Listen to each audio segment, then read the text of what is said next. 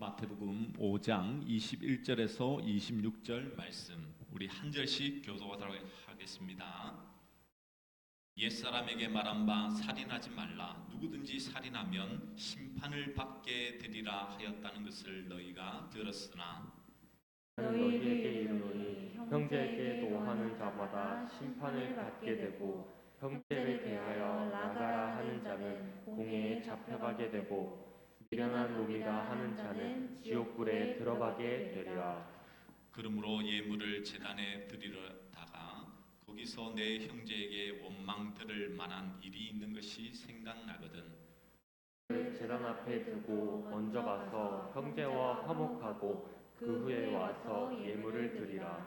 너를 고발하는 자와 함께 길에 있을 때에 급히 사하하라. 그 고발하는 자가 너를 재판관에게 내어주고 재판관이 옹리에게 내어주어 옥에 가둘까 염려하라. 실로 내게 이르노니 내가 한 푼이라도 남김이 없이 다 갚기 전에는 결코 거기서 나오지 못하리라. 아멘.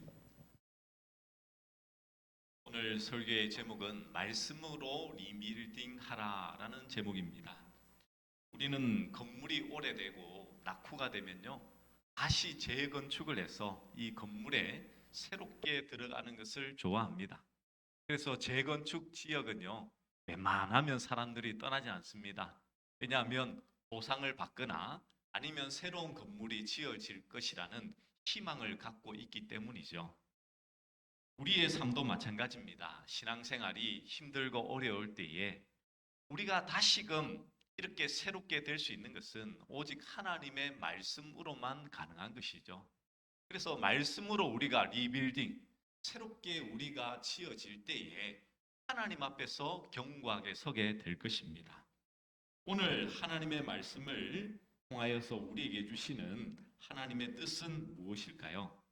예수님은 오늘 주의 말씀을 가지고 새롭게 우리에게 말씀하고 있습니다. 그 말씀이 무엇이냐면 바로 살인하지 말라는 계명이죠. 하나님께서는 모세를 통하여 분명히 이스라엘 백성들에게 십계명을 주시며 살인하지 말라는 계명을 주십니다. 그런데 세상은 하나님의 계명과 상관없이 살인을 용납하지 않죠. 하나님을 모르는 그 세상에서도 살인은 크나큰 죄이지 않습니까? 살인하지 말라는 하나님의 계명이 없다고 해도 세상은 살인을 죄로 여기면서 아무리 죽이고 싶은 사람이 있다고 해도 참고 인내하며 살았을 것입니다. 그것이 보편적인 사람들의 모습이죠. 살인에 대한 규례만이 아니라 도둑질이나 간음에 대한 규례 역시 다르지 않습니다. 하나님께서 그러한 계명을 남기지 않았다 하더라도 세상은 자기들 나름대로의 삶의 원칙을 세우고 그 원칙을 기준으로 질서를 유지하면서 자신들의 사회를 지키고자 애를 썼을 것입니다. 지금도 세상은 그렇게 살고 있죠. 즉 하나님께서 굳이 세상을 향하여서 도덕적으로 너희는 살인하지 마, 너희는 하지 마 이런 기준들을 가지고 말씀하지 않았다고 하더라도 세상은 그 기준을 따라서 살아가고 있더라는 것이죠. 그렇다면 하나님의 계명을 받은 이스라엘은 어땠을까요? 하나님의 계명이 없었다면 자기들 마음 내키는 대로 살인을 하고 도둑질을 하면서 살았을까요? 그런 일은 없었을 것입니다. 다른 이방 나라와 마찬가지로 질서를 지키기 위해서 법을 만들어 세웠을 것이고 인간의 양심 또한 살인을 그대로 방치하지는 않았을 것이기 때문입니다. 실제적으로 하나님께서 말씀을 이렇게 십계명을 주실 때에 세상의 법전에서도 비슷한 규례들, 이 법들이 이미 정해져 있었습니다. 그렇게 생각한다면 살인하지 말라는 등의 도덕과 같은 계명을 주신 것은 우리가 쓸데없는 일, 어떻게 보면 세상의 법대로 하면 되는 건데 왜 하나님께서 굳이 주셨는가라고 생각할 수도 있는 것이죠. 그러한 계명을 주지 않아도 살인하지 않고 도둑질하지 않으면서 잘 살았을 것이기 때문입니다. 따라서 우리는 이것을 잘 적용해야죠. 살인하지 않았다고 해서 그를 하나님의 계명을 지킨 사람이라고 말할 수가 없는 것입니다. 왜냐하면 거의 모든 사람들이 하나님의 계명과 상관없이 살인을 하지 않기 때문이죠. 도둑질이나 간음 역시 마찬가지입니다. 여러분도 다르지 않습니까? 여러분이 지금껏 살인하지 않은 이유가 하나님의 계명 때문입니까?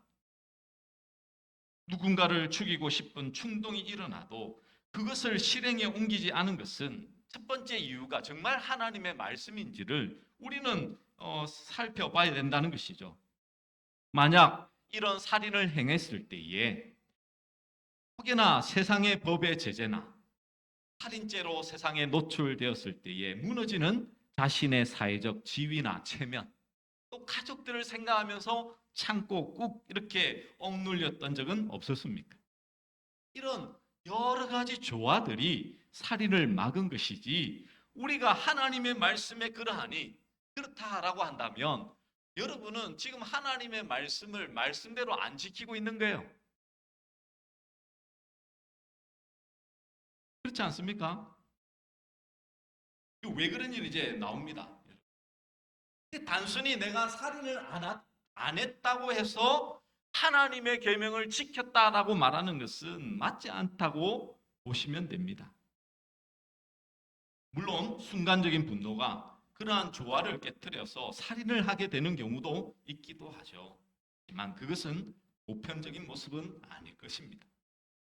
대다수의 사람들은 분노로 인해 살인 충동이 있다고 하더라도 자신이 감당해야 될 부분들에 대한 두려움으로 인해서 실행에 옮기지 못하는 것이 부분일 것이죠.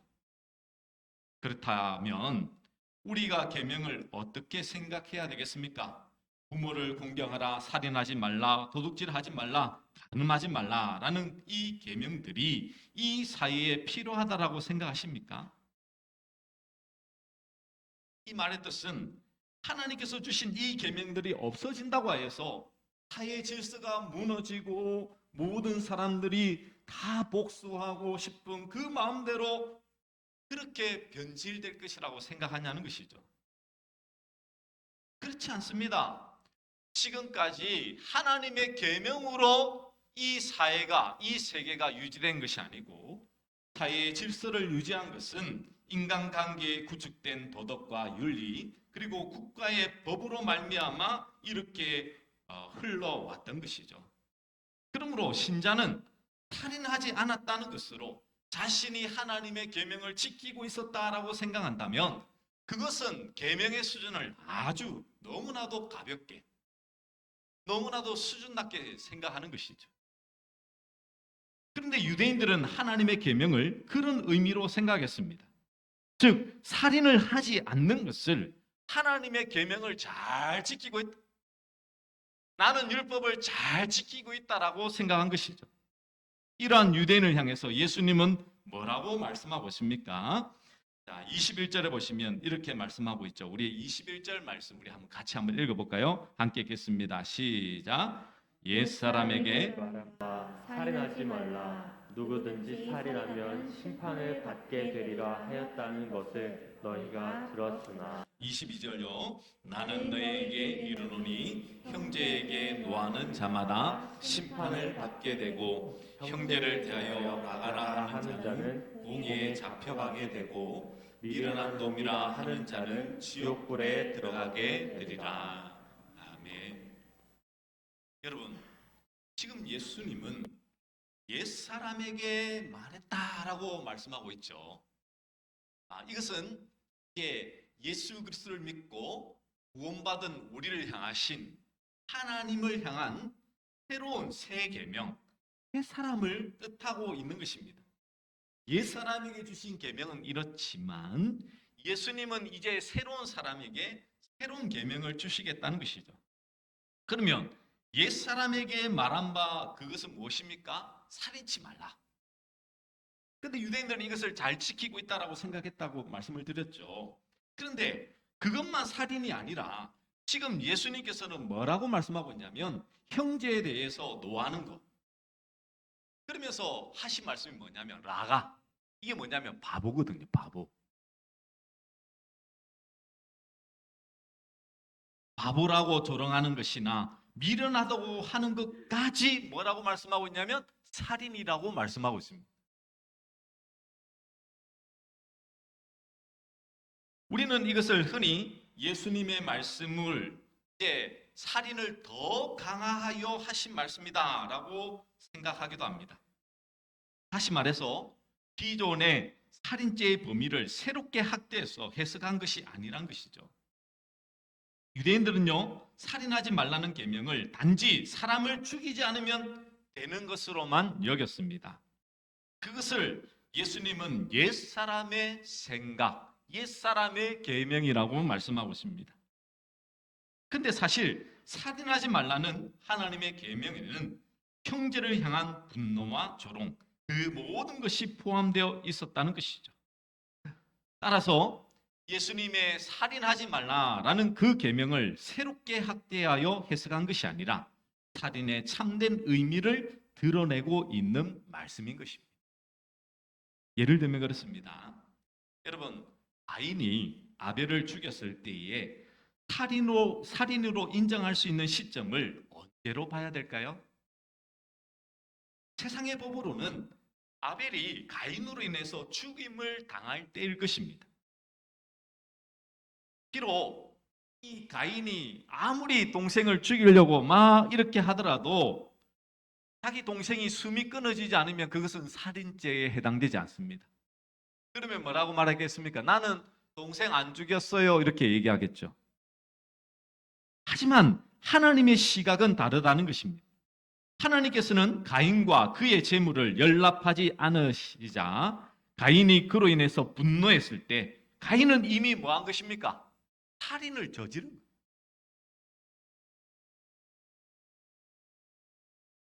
따라서 예수님의 말씀은 세상이 전혀 보지 못하고 또 생각지도 못했던 죄를 드러내고 계시는 것입니다. 유대인들은 계명을 지켜서 하나님께 영광 돌리겠다라고 생각하는 사람들이었습니다. 이러한 생각은 지금도 동일하죠. 비록 계명의 내용이 조금 달라진 것은 있지만 하나님께서 기뻐하시는 행위를 자기들 마음대로 규정하고 그러한 행위를 함으로써 하나님을 기쁘시게 한다라고 믿고 있는 것입니다. 그래서 실제적으로 지금도 유대인들은요, 미시네라고 해서 자신들이 행해야 될 거, 하지 말아야 될 거, 그걸 책으로 만들어서 그것을 지켜 행하는 것을 너무나 좋아합니다.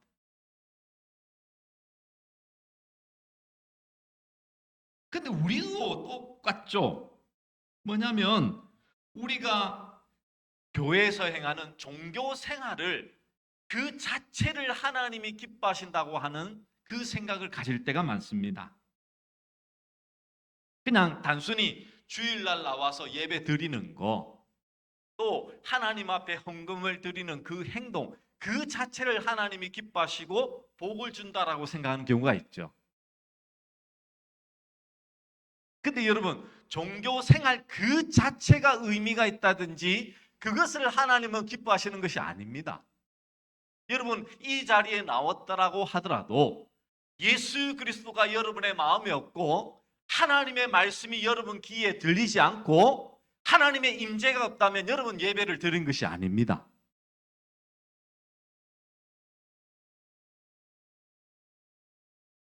이 말씀이 지금 이해가 되십니까, 여러분? 네. 예배라는 그 자체를 그냥 단순히 나는 주일날 가서 하나님의 말씀을 들어서 그거는 예배를 들은 게 예배를 하나님께 드린 것이 아닙니다. 그냥 말씀을 들은 것이죠.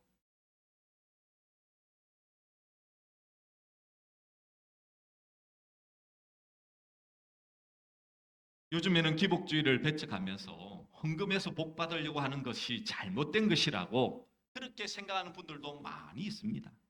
하지만 그들도 그들 나름대로 하나님을 기쁘시게 하는 하나의 기준들을 가지고 있죠. 그래서 남몰래 봉사하는 것, 교회가 세상에서 섬기는 것, 이런 것들을 어떻게 보면 이 하나님을 기쁘시게 하는 신앙적인 행동이라고 생각하는 것입니다. 결국 인간의 행위를 하나님을 기쁘시게 하는 기준으로 삼고 있다는 점에서는 다르지가 않죠. 여러분, 이 의미를 좀 잘 한번 묵상하시면서 잘 받아들이셔야 돼요. 하나님께서는 우리 사람의 그 행동이나 그 모습으로 영광받으시거나 영광받지 못하시거나 그런 분 아닙니다. 하나님은 하나님의 존재 자체로 영광이시고요. 우리가 주 안에 있을 때에 그것이 영광이 되는 것이죠. 왜? 주님이 영광이시기에 주님의 안에 있는 그 자체가 영광이라니까요.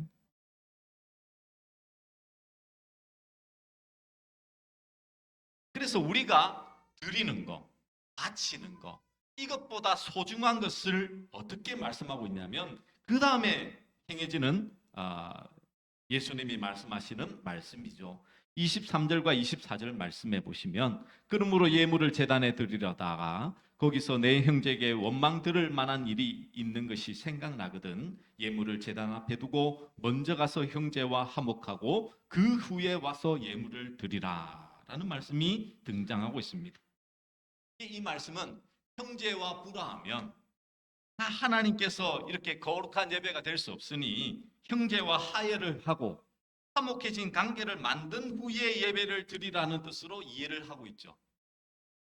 그러면 이 말씀은요, 세상에서 말하고 있는 도덕적이고 윤리적인 것과 별반 다를 바가 없습니다.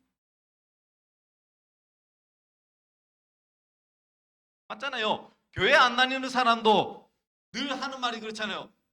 학교 가서 싸우지 마. 친구들과 잘 지내. 지금 그 말하고 뭐 다를 바가 뭐 있습니까, 지금 여러분? 하나님의 말씀을 그 수준으로만 읽고 있다니까요, 여러분.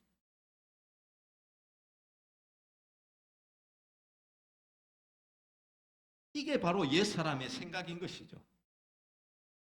유대인들은요, 제단에 제물을 드리는 것을 하나님과의 관계에서 매우 중요한 일이라고 생각했습니다. 자신의 바친 예물이 하나님을 기쁘시게 하는 일, 그렇게 생각하고 있는 것이죠. 그래서 하나님과 화목된 관계에 있게 되고 하나님의 은혜와 복을 누릴 수 있을 것으로 여겼기 때문입니다. 그런데 예수님은 지금 무엇을 말씀하고 있는 것입니까? 지금 예물을 드리다가 내 형제에게 원망 들을 만한 일이 있는 줄 생각난다는 것은 뭡니까? 지금 형제에게 미련하다고 하고 욕을 하는 그 존재가 예물을 바치는 것으로 하나님과 화목할 수 있다라고 생각하지 말라는 말씀이죠. 형제에게 노하고 미련하다고 욕하는 것을 단지 형제의 관계에서만 생각하게 되면 도덕적인 것이 됩니다. 하지만 이 문제는 하나님과의 관계에서 생각을 해야 되는 것이죠. 여러분 잘 생각해 보세요. 왜 형제에게 노하는 것이 심판의 이유가 될까요? 아니 좀 욱할 수도 있잖아요. 아니 저 사람이 잘못했는데 욱하지 않는 게 그거 죽은 송장이지. 근데 왜 하나님은 그것을 심판하시겠다고 말씀하고 있냐고요. 이것은 인간관계로 풀면 전혀 보이지 않습니다. 하나님과의 관계에서 생각해야 되는 것이죠. 앞서 말씀드렸던 이 가인과 아벨의 관계를 생각해 보면 잘 알 수가 있습니다. 여러분, 가인이 아벨에 대해 분노했던 것은 어떤 이유였습니까? 하나님께서는 아벨과 그 재물을 받으셨기 때문에 분노했죠. 아벨의 것은 받으시는 하나님 때문에 분노한 것입니다. 여러분, 왜 우리가 형제에 대해서 바보라고 또 조롱하고 그렇게 시기하고 질투할까요? 나보다 못하는 사람한테 여러분 시기하고 질투하는 사람 본 적 있습니까? 없습니까? 예? 나보다 좀 못 살고 나보다 좀 공부 못하고 나보다 좀 이렇게 뒤처진 사람한테는 별로 열등감이나 시기나 질투 별로 안 할걸요. 내보다 잘 되는 사람, 그 사람은 어떻게든지 그 사람을 향해서 어떻게 합니까? 이 울분을 끌어내어서 그 사람을 좀 이렇게 한 방 먹이고 이 속이 통쾌하도록 이렇게 바라는 마음들이 있죠. 근데 그 마음 속에는 뭐 어떤 마음이 있다고요? 하나님을 향한.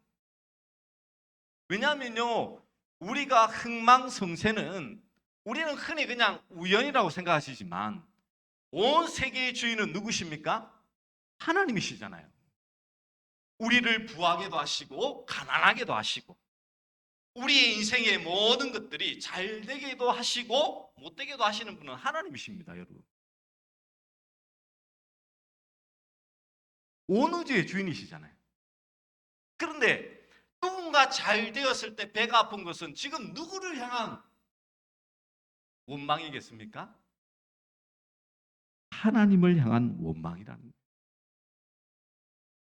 왜 형제에 대해서 이렇게 관계에 대해서 분노하는 것에 대해서 하나님은 심판을 하실까요?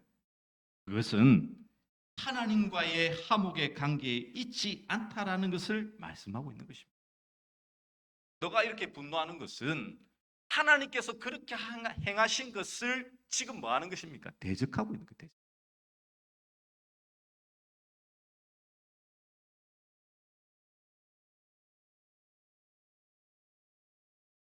나보다 잘된 이웃에 대해 분노한다면 하나님께서 하신 일을 받아들이지 않고 순종하지 않는다라는 뜻이죠.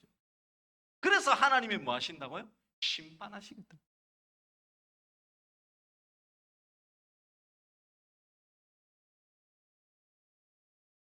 여러분 지금 이 말씀이 지금 이해되셔야 돼요. 이해되셔야 돼요. 성령님으로 말미암아 여러분 받아들이셔야 돼요. 언제까지 하나님의 말씀을 도덕적이고 윤리적으로만 이해하고 받아들이려고 하고 계십니까? 그래서 먼저 가서 형제와 화목하라는 것은 의도적인 화해를 하라는 뜻이 아니라 하나님께 예물을 바치는 행위가 중요한 것이 아니라 자신이 어떤 인간인가를 깨닫고 하나님께 나아가 죄의 용서를 구하는 것이 중요하다는 것을 말씀하고 있는 것이죠. 내가 하나님과의 바른 관계가 서지 않으면 내가 예배 드릴 수 있습니까? 없습니까? 없다니까요, 지금. 왜? 내 마음속에 늘 살인하고 있는데.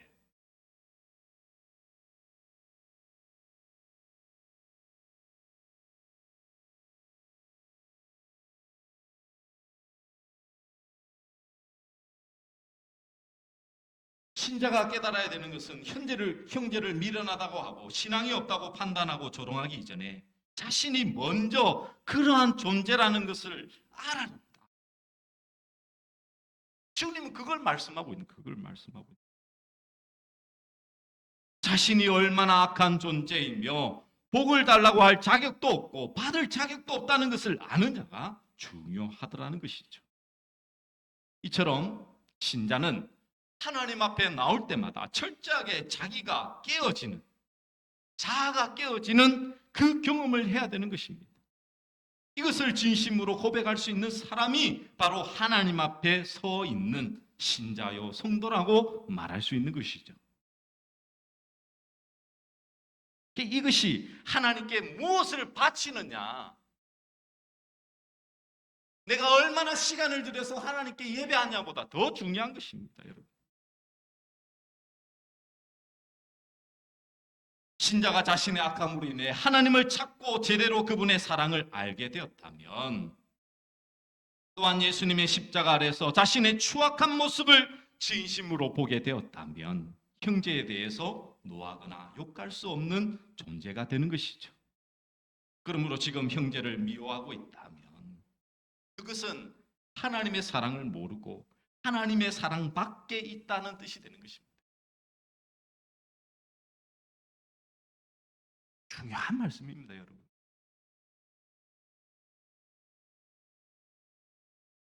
그럼에도 불구하고 하나님께 예배를 드리고 뭔가 바쳤다는 것으로 자신을 신앙이 있는 신자로 여기고 복을 얻고자 한다면 그것은 지금도 악을 쌓고 있는 결과밖에 안 된다는 것이죠.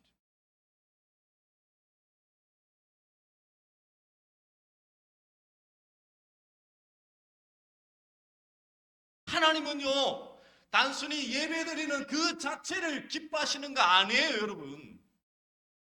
여러분이 예배의 자리에 나와서 자신이 어떠한 존재인 줄 알고 하나님을 구하고 예수 그리스도를 구하고 하나님의 말씀으로 내 심령이 새로워지는 놀라운 역사를 경험하기를 하나님은 원하시고 계시는 것입니다. 그래서 하나님께서는 진정으로 기뻐하시는 그 심령을 가난한 심령이라고 말씀하고 있죠. 하나님이 구하시는 제사는 상한 심령이라고 말씀하고 있습니다. 그 심령은 어떤 심령입니까? 내 자신이 하나님 없이는 죄인된 죽을 수밖에 없는 하나님의 심판으로 말미암아 영원히 살 수 없는 존재라는 사실을 하나님 앞에 깨닫고 하나님 앞에 서는 그 심령이겠죠. 그래서 하나님은 자기 백성에게 성령님을 보내셔서 하나님이 기뻐하시는 예물을 만들어내고 계시는 것이죠. 결국 하나님이 기뻐 받으실 만한 예물은 하나님에 의해서 만들어지는 것이 인간에 의해서 만들어지는 것이 아닙니다. 왜요? 인간 스스로 상한 심령으로 하나님 앞에 나올 사람 아무도 없습니다. 우리 늘 그렇게 하죠. 지나고 나면 이게 하나님의 은혜였구나. 그렇다니까요.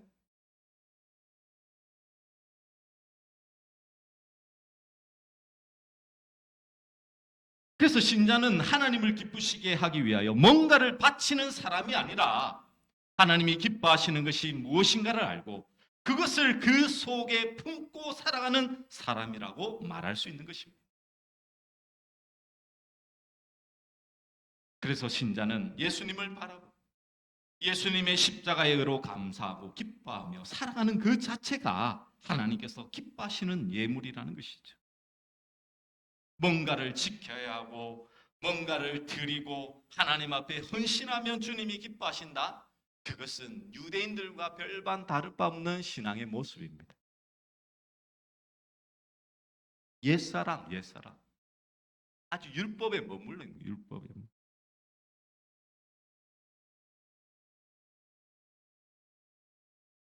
그래서 25절과 26절도 마찬가지죠. 고발하는 자와 함께 길에 있을 때 급히 하야하라. 고발하는 자가 너를 재판장에게 내어주고 재판관이 옥리에게 내어주고 옥에 가둘까 염려하라. 그래서 한 푼이라도 남김이 없이 다 갚기 전에는 결코 거기서 나오지 못하리라. 여러분 생각해 보세요. 누군가에게 송사받을 만한 작은 일을 행했다고 했을 때에 여러분 그거 뭐 갚아준다고 해서 다 해결됩니까?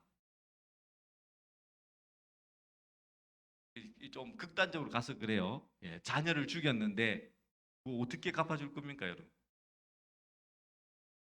사랑하는 이 소나 강아지를 죽였는데 어떻게 갚아줄 거예요, 여러분? 갚아줄 수 있습니까, 없습니까? 그 자체가 안 되잖아요, 여러분.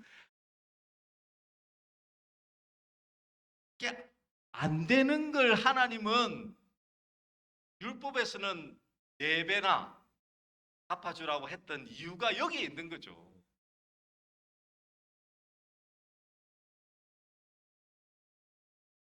단지 이웃에게 피해를 주지 말란 뜻으로 말씀한 거 아닙니다.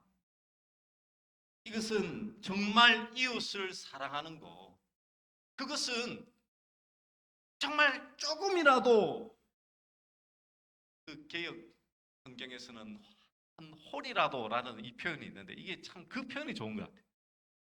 이게 한 푼이라고 하니까 우리가 이게 뭐지라고 하지만 이 개역 성경에서는 홀이라고 하는데 이 원어로 보면 고드란트라는 로마의 가장 작은 화폐 단위를 이렇게 말하는데요. 이 노동자의 하루 품삯인 데나리온의 64분의 1 정도 해당되는 것. 아주 우리나라 말로 말하면 1원보다도 약간 뭐 이렇게 낮은.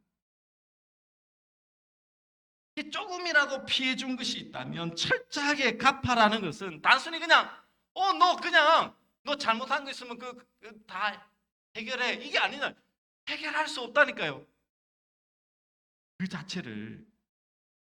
그래서 이웃을 내 몸처럼 사랑하라. 즉 내 존재 자체가 어떻게 보면 이 죄악으로 가득 차 있는 모습이기에 하나님의 사랑으로 충만히 채워지지 않으면 안 된다라는 것을 성경은 우리에게 말씀해 주고 있는 것이죠.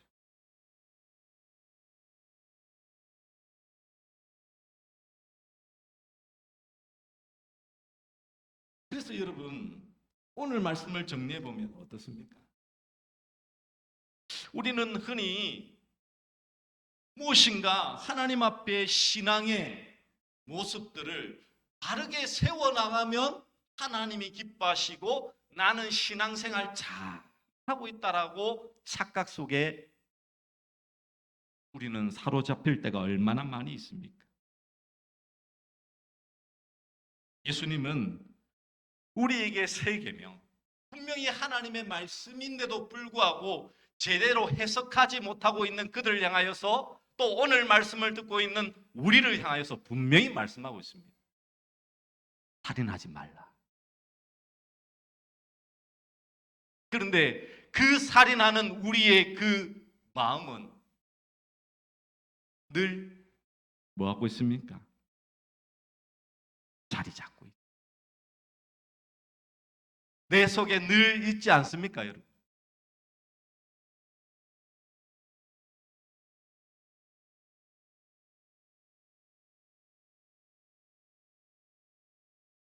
그렇게 우리가 해야 될 것은 무엇입니까? 오직 하나님의 말씀으로 새롭게 리빌딩, 내가 성령 하나님으로 말미암아 새 마음을 가지지 않으면 날마다 내 마음이 새롭게 치유함받고 회복되지 않으면요, 늘 우리는 하나님 앞에 살인하는 자로 주님 앞에 설 수밖에 없는 존재라는 거예요.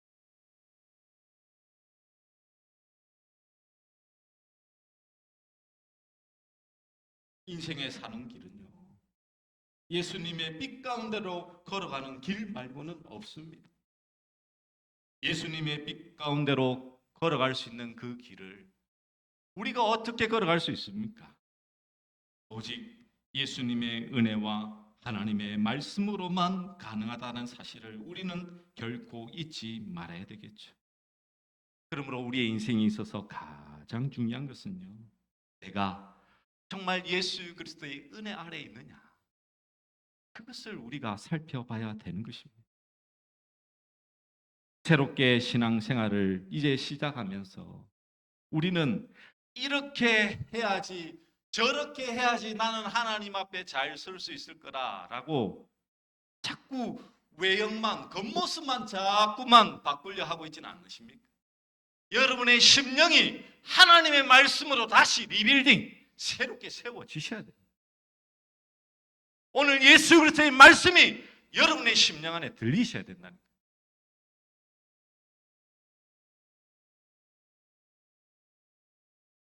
너희의 본성은 살인자다. 하나님 앞에 예배 드릴 수 없는 자.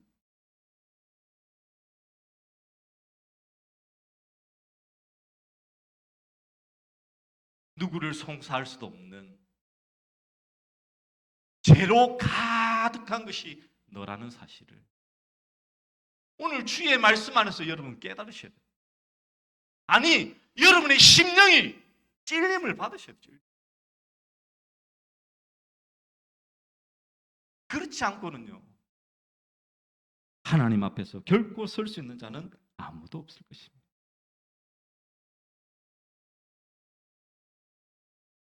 그러므로 이제 2023년도 이제 새롭게 시작하면서 우리가 기억할 것은 단 한 가지. 주여, 내 내면 속 이 죄성을 성령님 안에서 바라봅니다.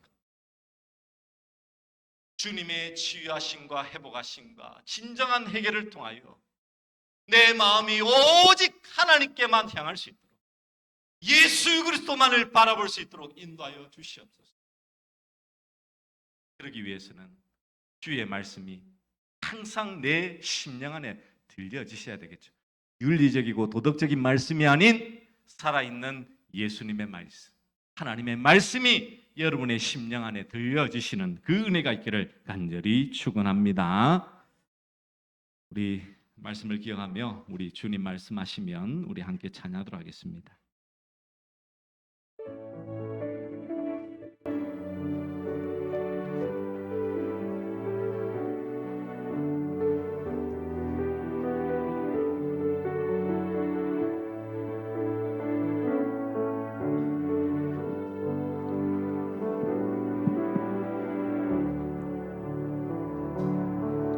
주님 말씀하시면